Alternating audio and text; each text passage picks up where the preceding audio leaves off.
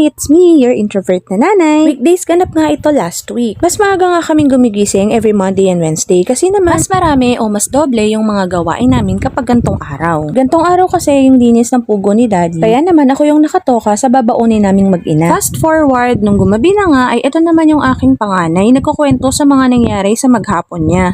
Ang bilis nga ng panahon, parang nung nakaraan lang, yes mommy, yes daddy lang yung madalas niyang sabihin. Pero ngayon, mas marami pa siyang kwento kaysa sa akin. Kinabukasan naman pag uwi ko ay nagawi kami sa gawing bayan para bumili ng babaunin namin. Dito nga kami nahinto sa may tilapyaan. Habang nag-iintay nga kami kay Daddy nung bumibili siya, ay may nakita kaming ganto sa may tapat. Na-curious lang ako kaya binidyohan ko na. Nung gabi naman habang nagliligpit ako nung pinagkainan namin ay may bata nga bubuntot-buntot sa akin, dala-dala pa nga tong kaldero.